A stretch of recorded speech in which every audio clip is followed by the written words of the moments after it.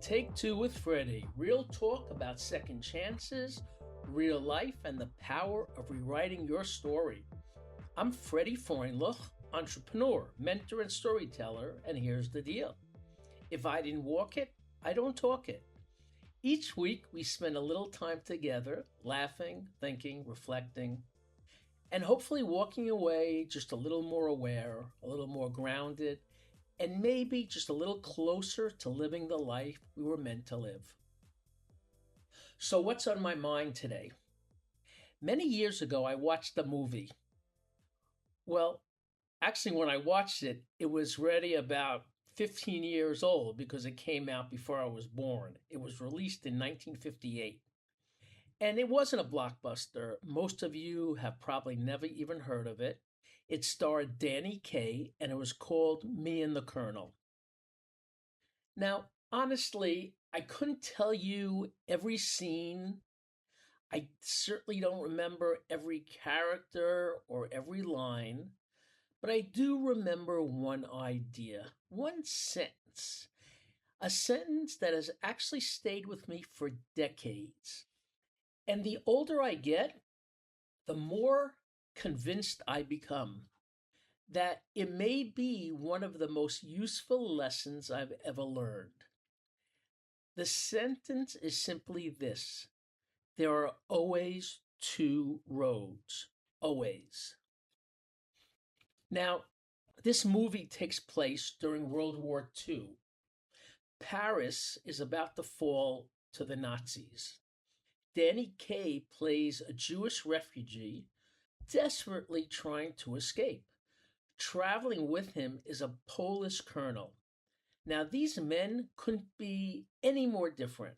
One is clever and optimistic, the other is rigid, proud, and more than a little anti Semitic.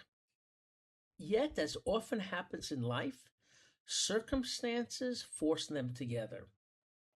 Throughout the movie, they encounter one impossible situation after another. And every time things seem to be hopeless, Danny Kaye says something like, there are always two roads. Now, when I was younger, I thought it was just a clever line. Today, I think it's true. I'd like to tell you guys a story.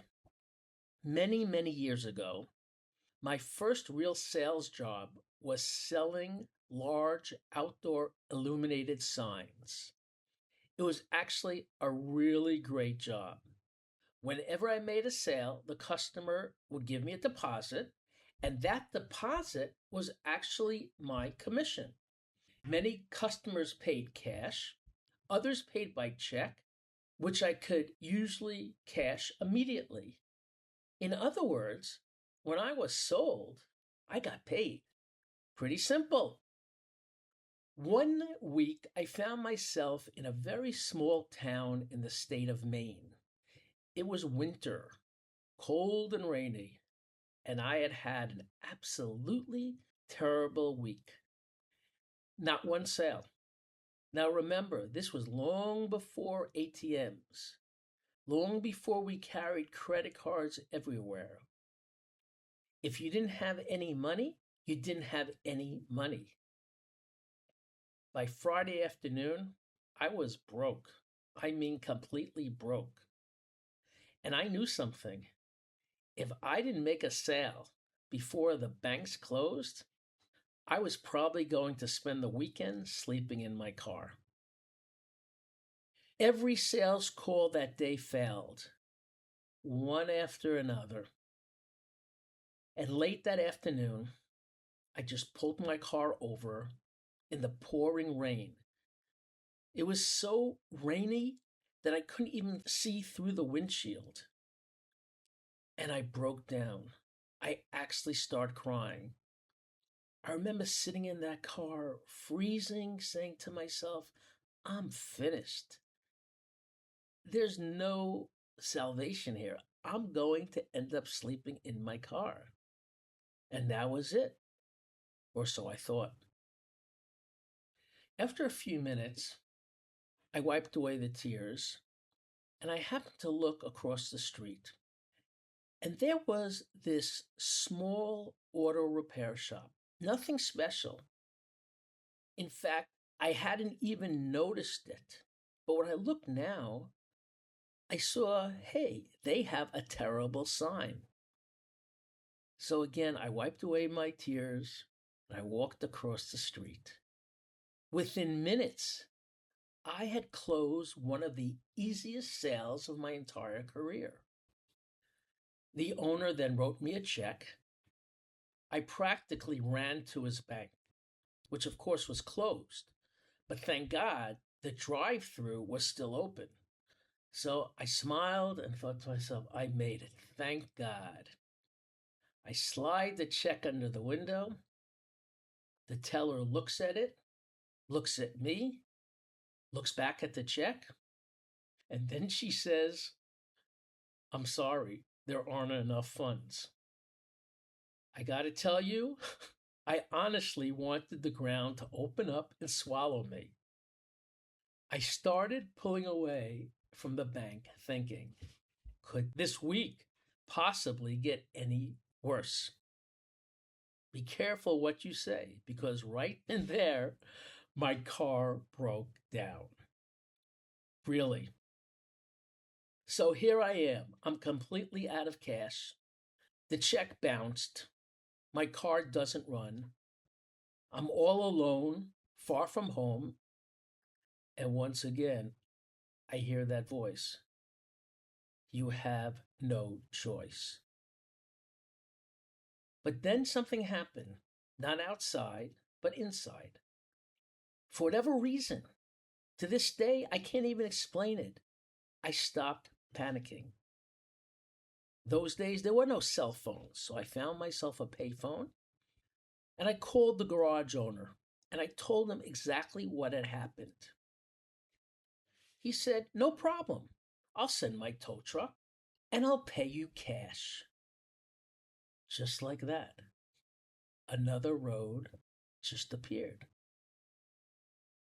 Now, as I look back, and guys, I haven't thought about this story in many years.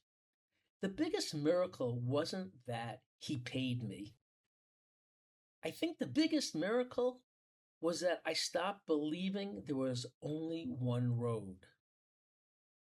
And that lesson has stayed with me my entire life.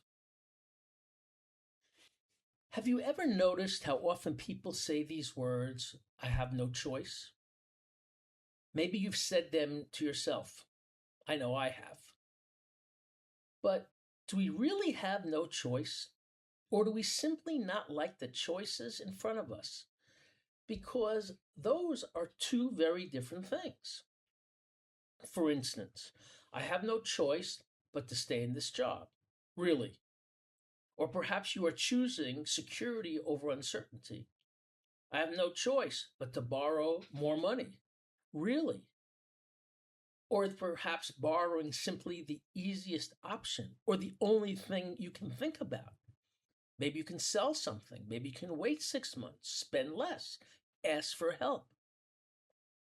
Now, none of those choices may be pleasant, but they're still choices. How about I have no choice but to stay in this relationship? Maybe. But perhaps what you really mean is that the alternatives are painful. Which may be true, but remember, painful isn't the same as impossible. Now, I've discovered something about myself. Whenever I tell myself I have no choice, my brain stops thinking. The conversation ends, the case is closed. Because once I've convinced myself there's only one road, I stop looking for another one. And that's when things in my life start to become very dangerous. Now, please don't misunderstand me. I'm not here to say that life is always easy. I'm not saying every problem has a wonderful solution. Sometimes both roads are difficult, and both roads may hurt. And sometimes either option will cost us something. But what I want to focus on that having difficult choices isn't the same as having no choices. You guys have heard me speak before about alignment. When we're aligned, we tend to be calm and we think clearly. We find we're connected something bigger than ourselves. You may call it God or your own conscience or your higher self. It really doesn't matter, and I honestly don't care what you call it. But when we're aligned, our vision widens. We begin to see possibilities. When we're out of alignment, that's when fear takes over, anger takes over. We start going into panic mode, and suddenly our world becomes very small. It's almost as though fear narrows our vision until we can only see that one road.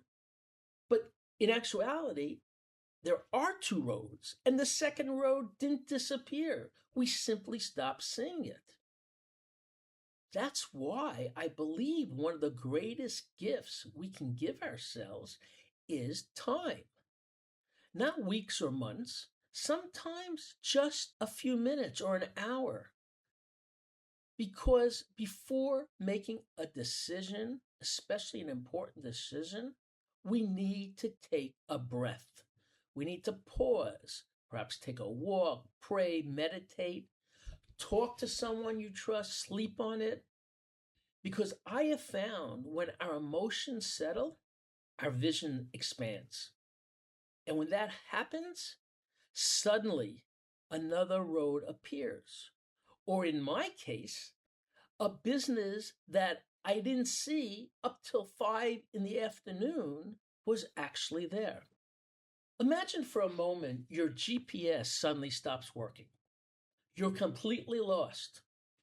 Your first thought is, I'm lost. What do I do? But then you have to make a decision. Now, you can turn around, can go left or right. You can ask someone. You maybe can stop for coffee. You can decide to walk or to wait. There are really dozens of choices, and some may be better than others, but there are always choices. And life works exactly the same way. Only we tend to forget. We confuse uncertainty with having no options. I've also noticed something else. I've noticed that those people who constantly say I have no choice often become victims of their own thinking.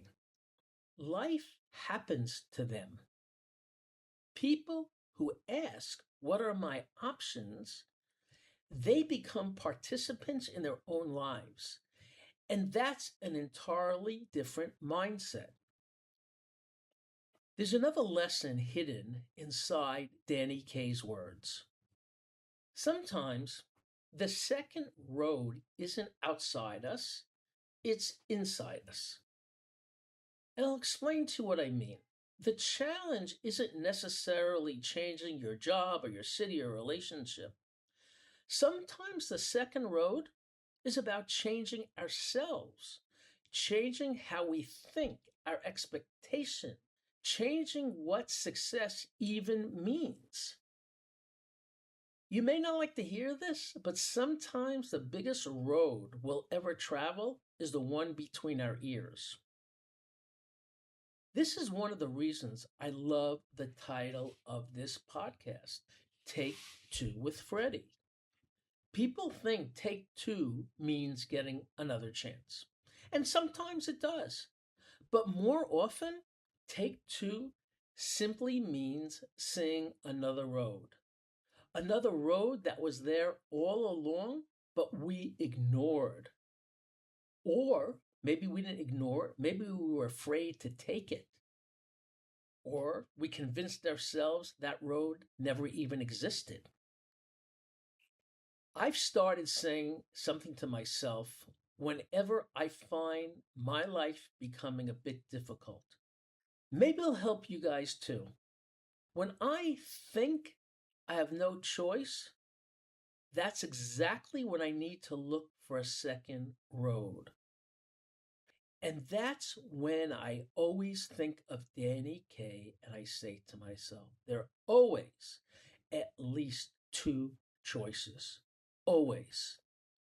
That simple sentence has helped me more than once. It reminds me, don't trust my first reaction. What you need to do is trust your values, not your fear. Trust your principles. Don't trust the voice that says you're trapped, because most of the time you're not. So before we finish today, I'd like to leave you guys with one small challenge. This week, pay attention to your language. Notice every time you say, I have to, I can't, I have no choice, please stop and take a breath and ask yourself one question. What's the second road? You may not like it. It may cost you something. It may even scare you. But I think you'll discover it was there all along and you simply weren't looking for it. You know, guys, it's funny. One line from a movie made almost 70 years ago has stayed with me my entire adult life. Not because Danny Kaye said it, because life proved it. There really are at least always two roads. And I'm not here to tell you you're always going to like the second one. And most of the time, you may not even have seen that second road at first. But if we can learn to take a pause, breathe in, and look again, it's usually there. Folks, once again, I really need to thank you for spending these few minutes with me. If today's conversation made you think, please share it with someone who may need to hear it. Because someone you know may be standing at a crossroads today. Absolutely convinced there is only one way forward. And maybe, just maybe, this conversation will help them discover another. So until next time, I'm Freddy Freundlich, and remember, if I didn't walk it, I don't talk it.